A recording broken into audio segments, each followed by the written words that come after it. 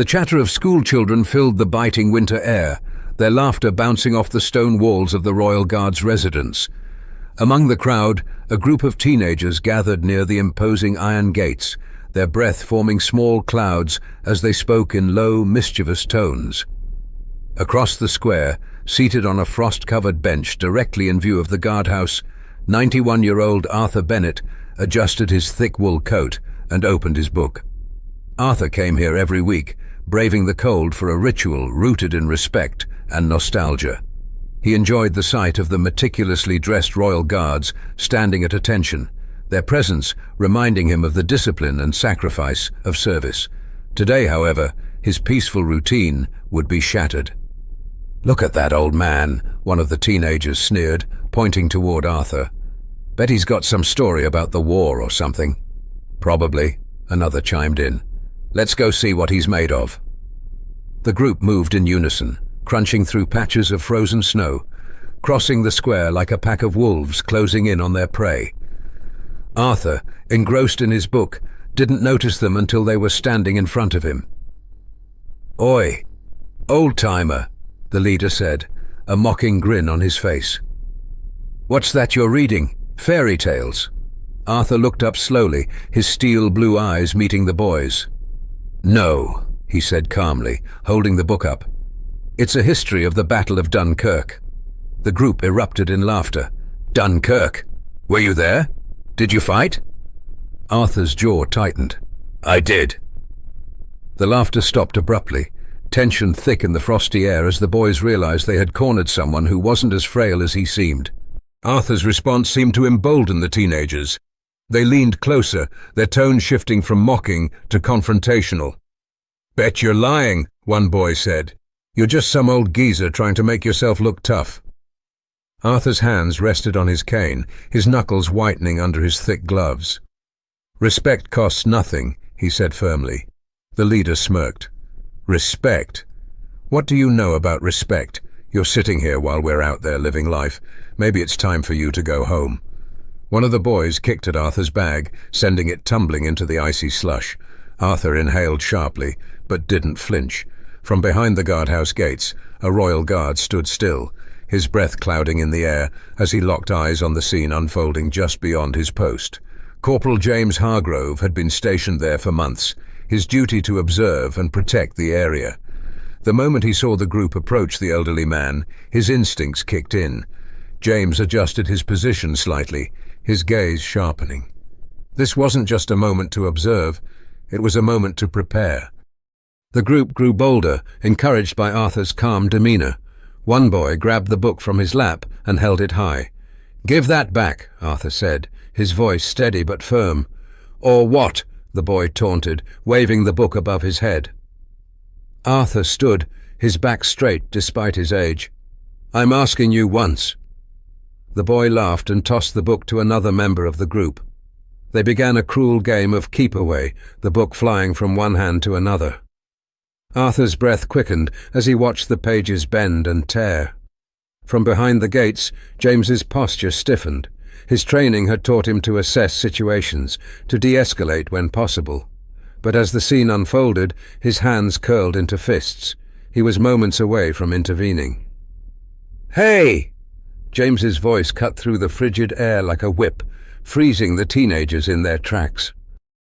The teenagers turned as James emerged from the gates, his tall frame imposing in his immaculate uniform. "Is there a problem here?"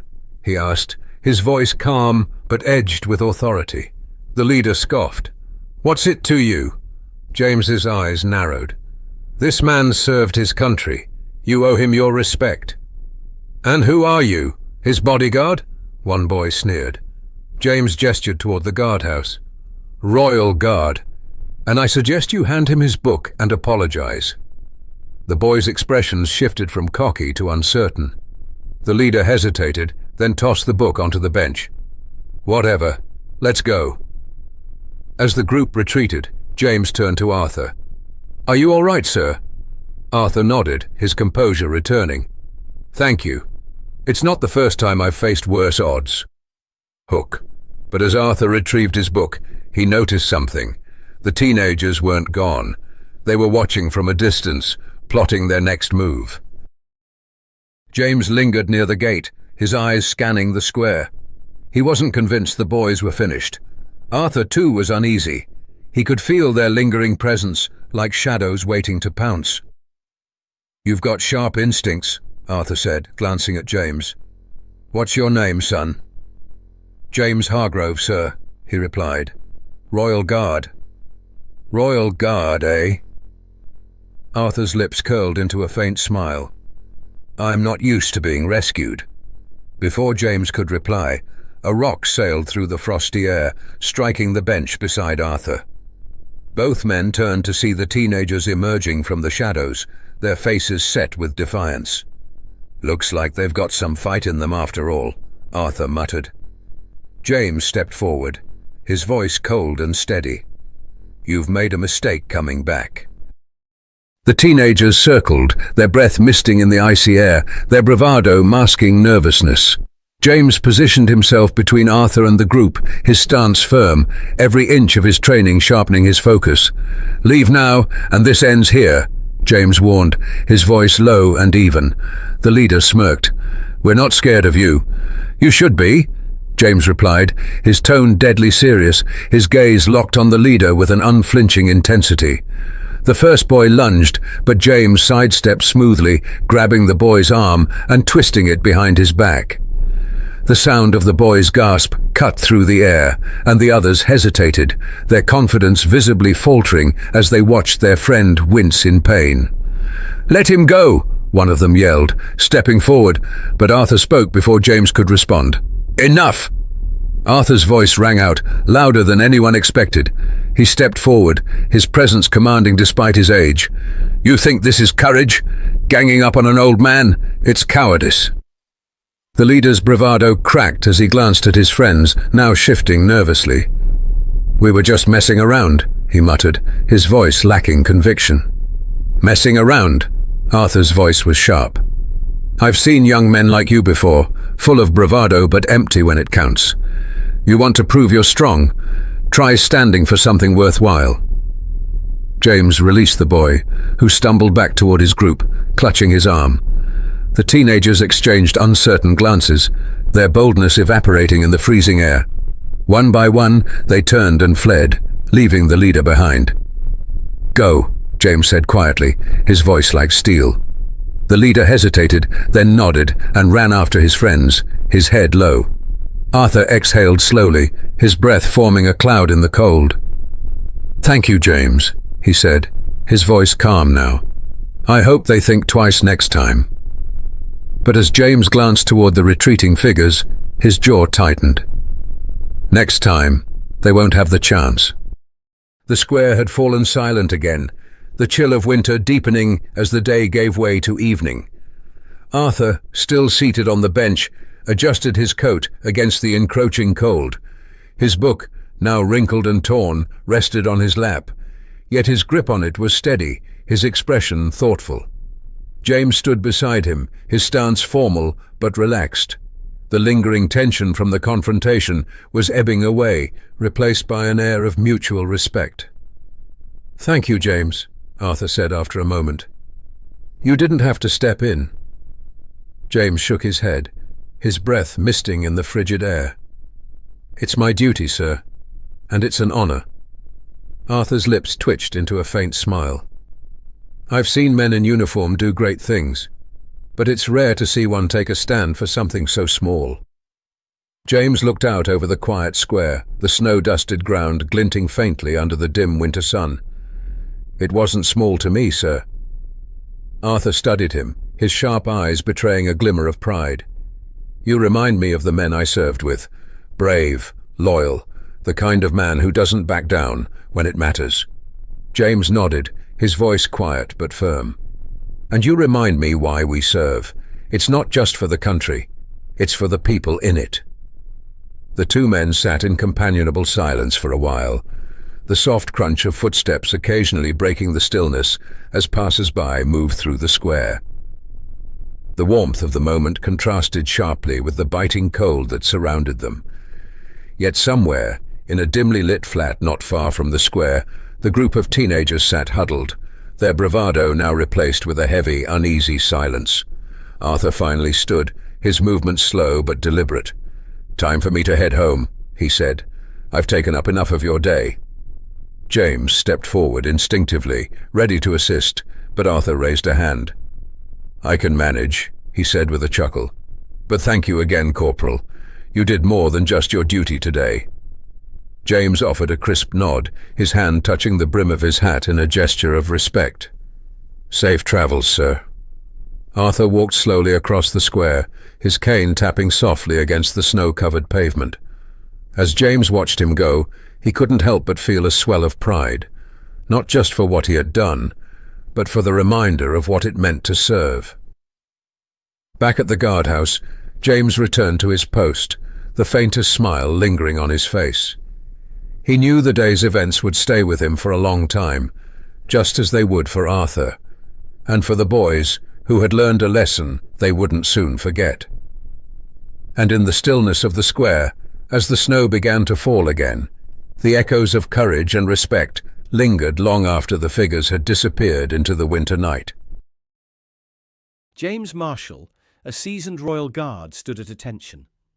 The sweltering summer heat pressed against his uniform, beads of sweat forming under his bearskin hat.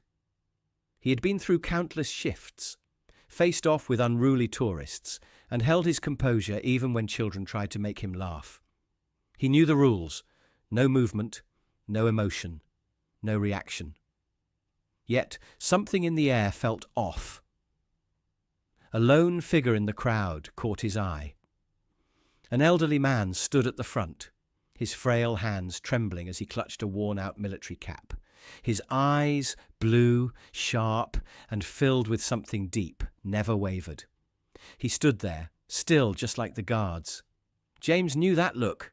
It was respect, it was honor, and it was pain. Then the old man did something unexpected.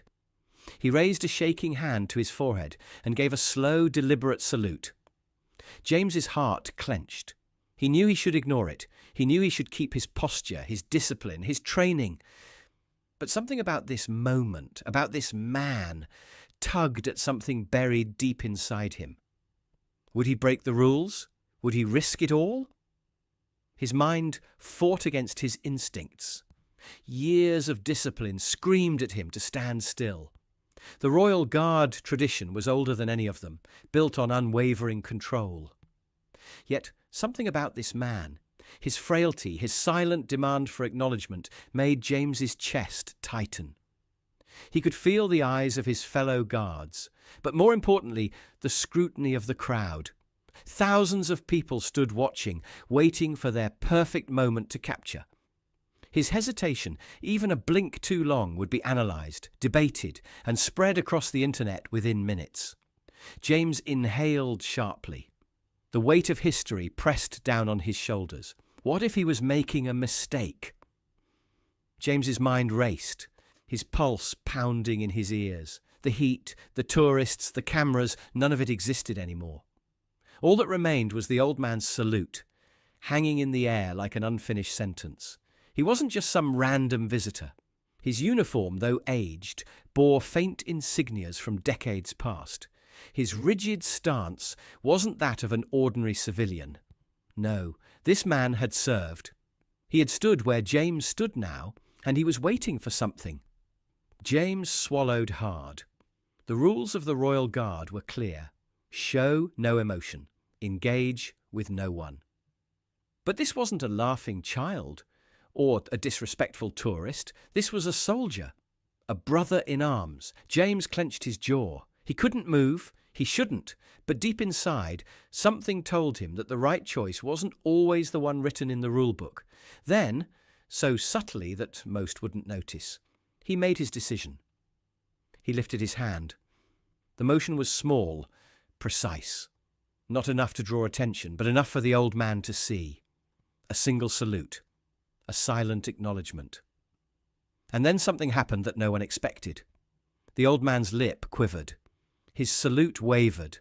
And then slowly he lowered his hand, his eyes glistening. The connection was brief, but undeniable. Then the crowd erupted. Gasps rippled through the onlookers, some murmuring in hushed voices. James knew it was done. The cameras had caught it, and there was no going back now. His pulse pounded as he heard the faint clicking of shutters and the beeping of phones capturing the moment from every possible angle. The old man stood there for a moment longer, his face unreadable, then gave a nod before stepping back into the crowd. James felt a strange tightness in his throat, something unfamiliar, something dangerous. Had he just thrown away everything for one salute?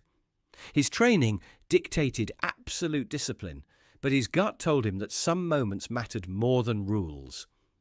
Would his superiors see it that way?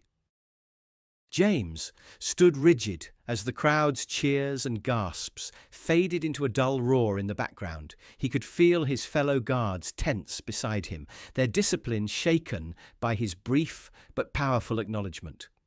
The moment had lasted only a second, but its weight was immeasurable. Then the inevitable happened. Footsteps, heavy, deliberate. A senior officer approached from inside the palace gates. Commander Ellis, a man known for his strict adherence to tradition, stopped inches from James, his face unreadable beneath his cap. The crowd, still buzzing, was unaware of the storm brewing within the ranks. "Inside! Now!" James swallowed hard, breaking his stance just enough to follow orders. As he marched through the towering palace doors, he knew one thing for certain. There would be consequences. James stood at attention in the commander's office, the walls lined with medals, portraits of past leaders, and framed documents detailing the sacred traditions of the Royal Guard. Commander Ellis paced behind his desk, the silence stretching between them like a taut wire. Finally he spoke. "Do you understand what you've done?" James didn't flinch. "Yes, sir." The commander let out a slow breath. "Then explain to me why." James hesitated. The words were simple in his head, but voicing them felt dangerous. Finally he met the commander's gaze. "That man was a veteran, sir. He deserved acknowledgement." Ellis's expression didn't change. "You broke centuries of discipline." James clenched his jaw. "And I'd do it again." A charged silence filled the room. Then, to James's surprise, Ellis sighed and leaned back in his chair. "You're not the first to think like that, Marshal, but times are changing." James blinked, confused. Was he not about to be discharged? Ellis studied him for a long moment before nodding.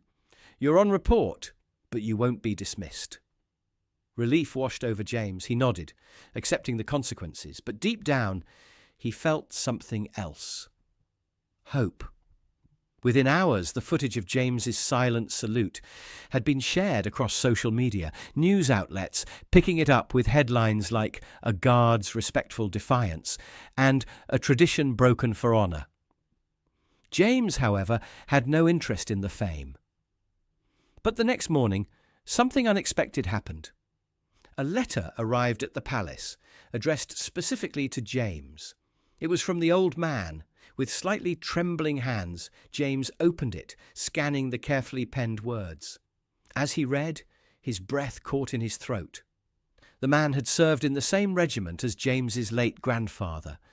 Tears burned at the corners of his eyes. The old soldier hadn't just been saluting a guard. He had been saluting the grandson of his fallen comrade. James clutched the letter tightly. This wasn't just about discipline or tradition anymore. This was personal. Determined to know more, James began researching the veteran. He requested access to archived military records and, with the help of an old family album, pieced together a connection he never knew existed. The old man, Arthur Whitman, had served alongside his grandfather in a crucial battle decades ago. The letter detailed how Arthur had owed his life to James's grandfather, who had saved him during an ambush.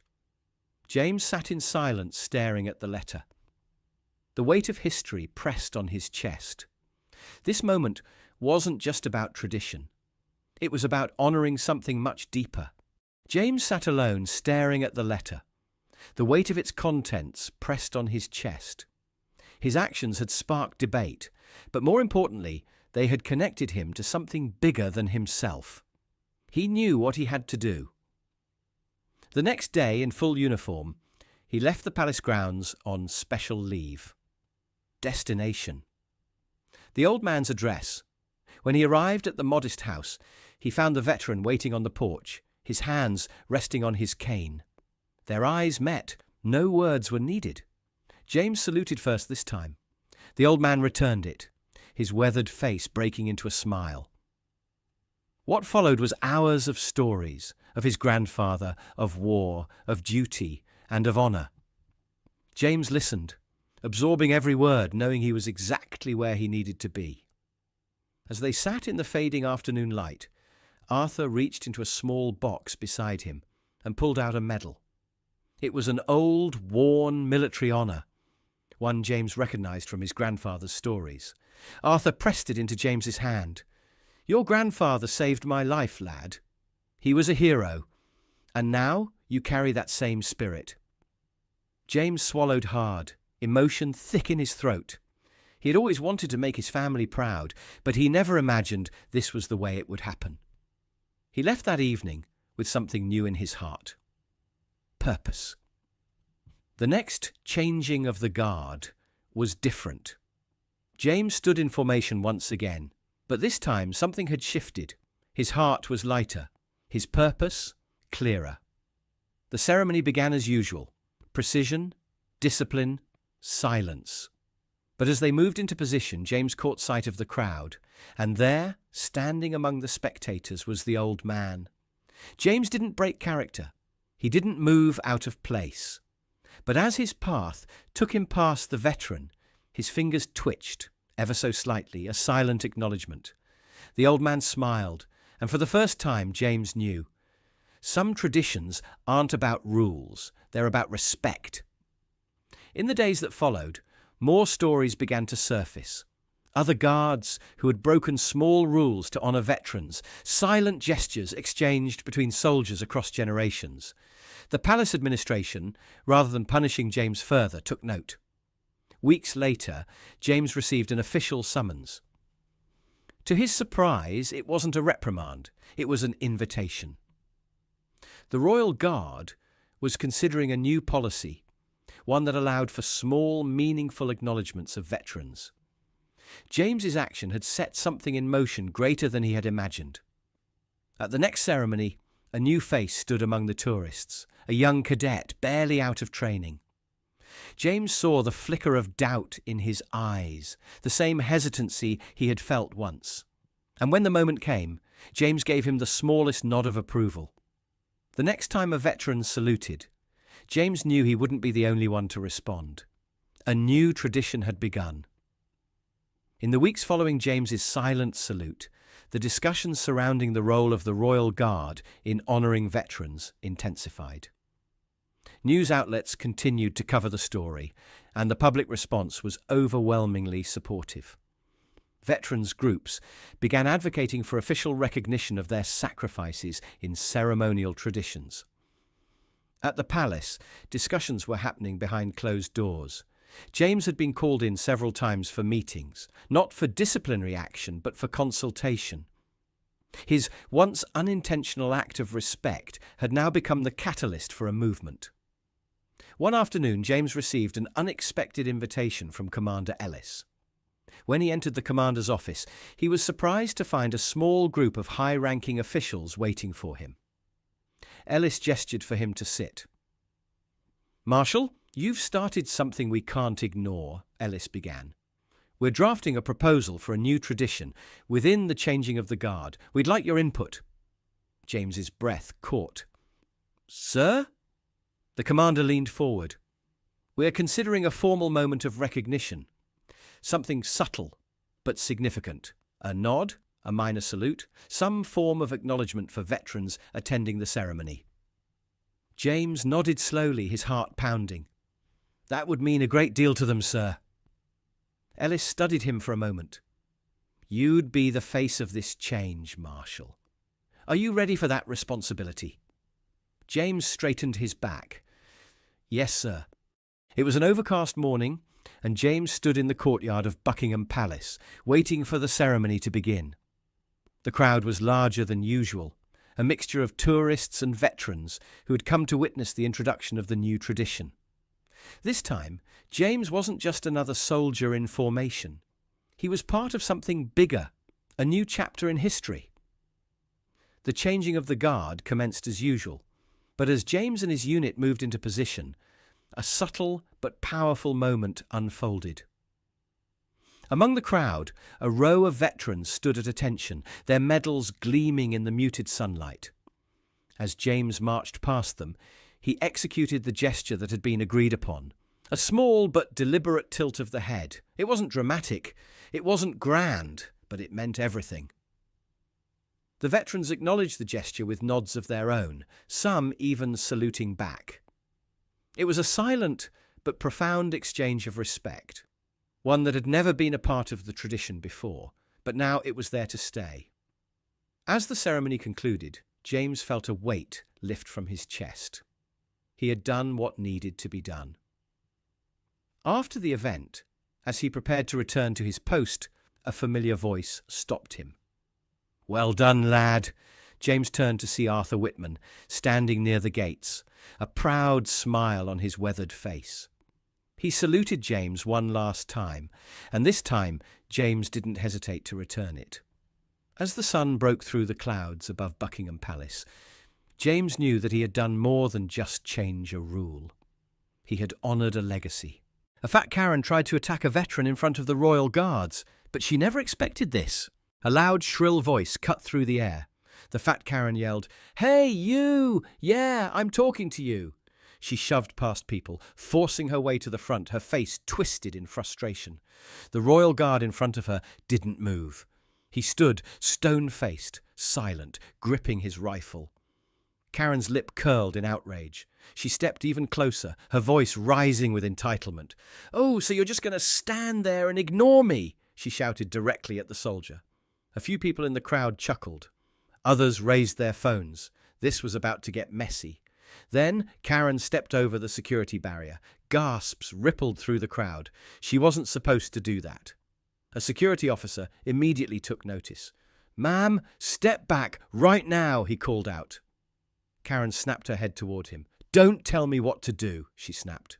She waved him off like he was nothing.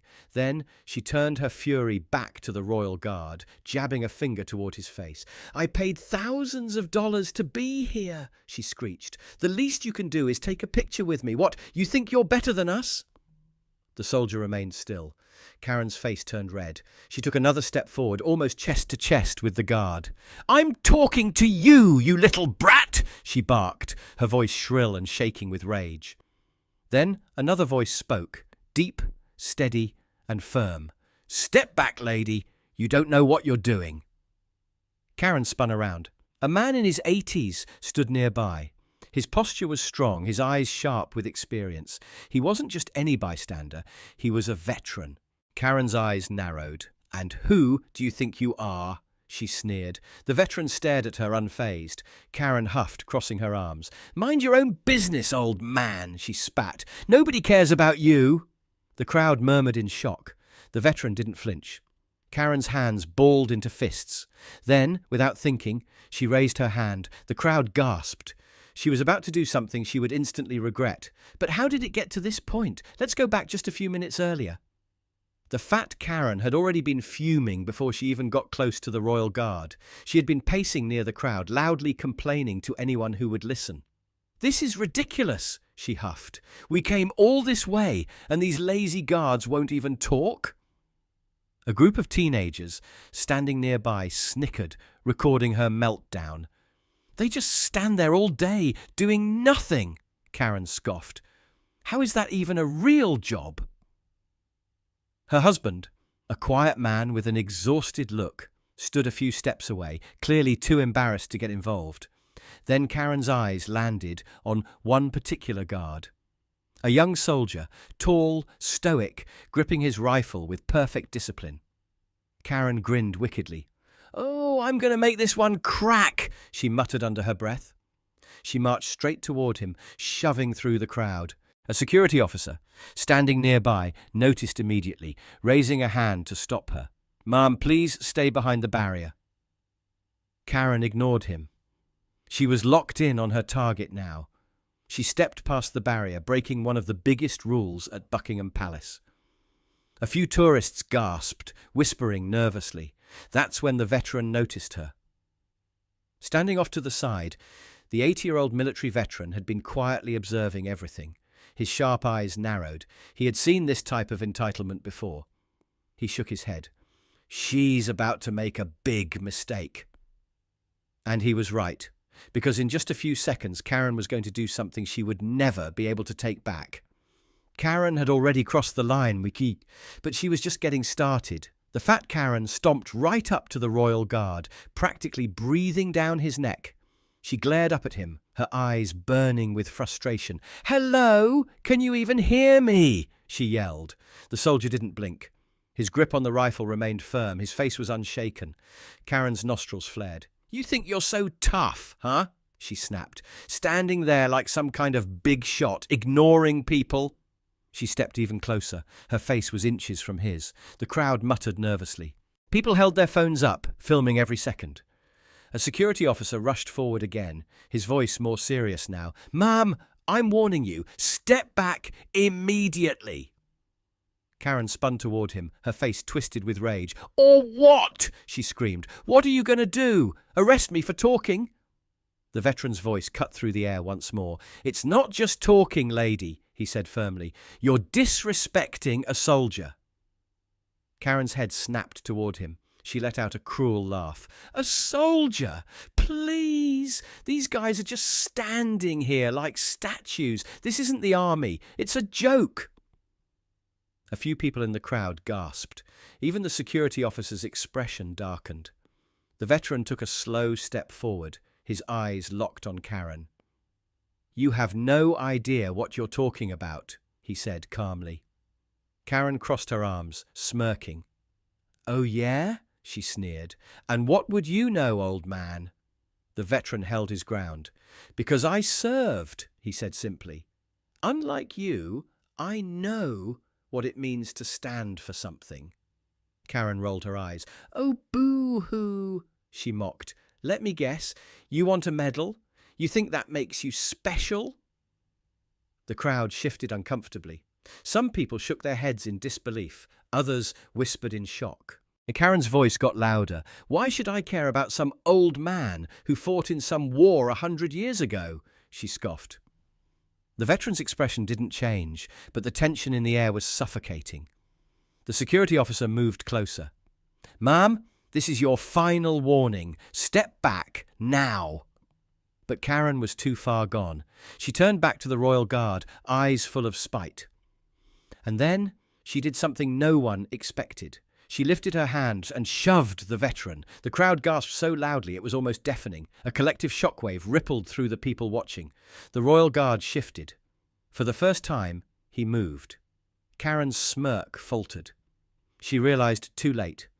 She had just made the biggest mistake of her life.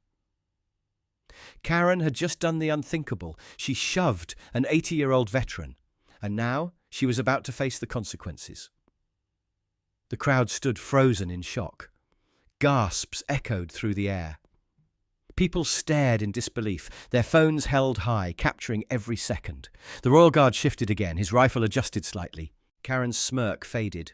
For the first time, real fear flickered in her eyes. "Oh, what? What are you all looking at?" she snapped, her voice suddenly unsure. The veteran staggered slightly from the push, but he didn't fall. Instead, he stood his ground, his piercing eyes locked onto Karen. The security officer rushed forward, his hand on his radio. "Ma'am, that was assault," he barked. "You are in serious trouble."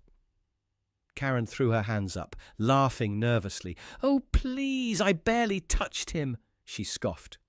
The veteran straightened up. "That barely was enough," he said coldly. The air was thick with tension. The royal guard suddenly took a step forward. His massive black boot hit the pavement with a loud stomp. Karen jumped. Her face drained of colour. The crowd erupted in whispers. This was serious. The Royal Guards never move unless absolutely necessary. But this time, the soldier had taken a step, and he wasn't finished. The soldier lifted his rifle slightly, angling it toward Karen. It wasn't an attack, it was a warning. But to Karen, it felt like the walls were closing in. Her breath hitched. She took an instinctive step backward. Hey, I was just joking, she stammered. The Royal Guard's face remained cold, unshaken. Karen swallowed hard. The security officer grabbed his radio. We need additional personnel at the front gates. We have a disturbance, possible detainment required. Karen whirled around. Detention? For what? She shrieked. She pointed aggressively at the veteran. He started it. He got in my face first. The crowd erupted in boos. People shouted back. You shoved a veteran, someone yelled. Shame on you, another voice called. Karen's face burned red. Her head darted around, desperate for an escape. But there was no way out. The security officer stepped closer. Ma'am, I suggest you cooperate. Karen let out a shaky laugh. Oh, come on. You're not really going to arrest me over this, right? She pleaded. The veteran tilted his head slightly. Actions have consequences, he said simply. Karen whipped back toward the Royal Guard. You're just gonna let this happen, she screamed. Say something. The soldier remained silent. Karen gritted her teeth.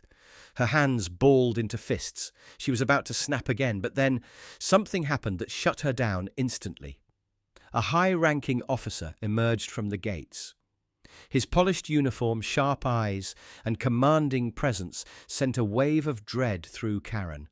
He walked with purpose, and he was coming straight toward her. Karen froze. For the first time, she realized just how bad this was. Her knees wobbled. The officer stopped just a few feet away. He gave a sharp nod to the Royal Guard, an unspoken command. The soldier stepped back into place, returning to his original stance. The officer then turned his attention to Karen. His voice was calm, but it carried the weight of absolute authority. You have violated the rules of this establishment. You have harassed our soldiers, and you have assaulted a military veteran. Karen's lip trembled. The officer's expression remained ice-cold. Do you have anything to say for yourself? Karen opened her mouth, but no words came out. She was completely speechless, and for the first time, she looked truly, utterly terrified. Karen thought she could get away with it, but she was dead wrong, and now she was about to face the full consequences of her actions. Karen thought she was untouchable. She thought she could get away with shoving an 80-year-old veteran and mocking the Royal Guard, but now she was about to learn a lesson she'd never forget. Karen stood frozen, her mouth slightly open, but no words came out. The high-ranking officer's piercing eyes never left her. The crowd was silent now. Everyone was waiting. The officer took a single step forward.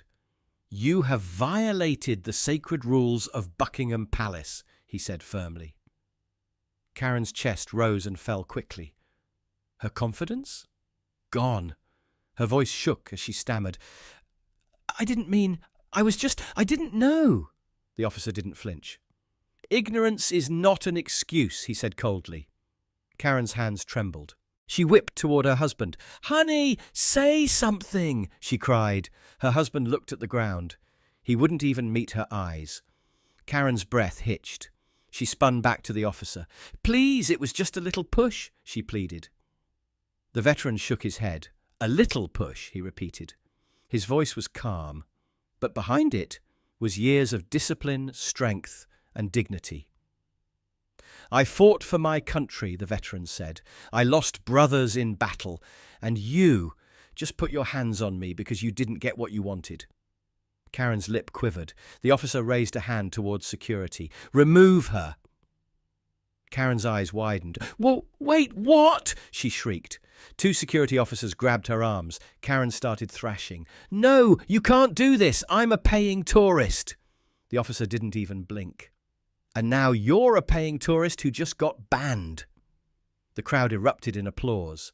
Karen kicked her legs wildly. "You can't ban me," she screamed. "I'll sue." The security officers didn't stop. They dragged her toward the gates. Karen's face was beet red. She screeched at the top of her lungs, "This isn't fair! You can't do this to me!" As she was dragged away, the veteran let out a quiet breath. The Royal Guard never moved again. He was back to standing perfectly still. The high-ranking officer turned to the veteran. He gave a small, respectful nod. The veteran returned it. No words were needed. The crowd broke into cheers. People clapped for the veteran. A group of teenagers high-fived each other. And Karen was gone. But her humiliation would live on. Forever. Because thousands of phones had just recorded everything. And the internet? It never forgets. But just when everyone thought it was over, something happened that no one expected. Karen had been dragged away in shame. The crowd cheered. The veteran stood tall. The Royal Guard never broke his composure. But just when everyone thought it was over, something unexpected happened. The security officers disappeared behind the gates, taking Karen with them. People in the crowd began murmuring. "Did she really just get banned?" someone whispered. "Serves her right," another person chuckled. But then a new whisper spread through the crowd. Someone pointed toward the palace gates. "Wait, is she getting arrested?" A man in a sharp black uniform had just stepped out from a security post, a higher-ranking officer. He spoke briefly to the guards.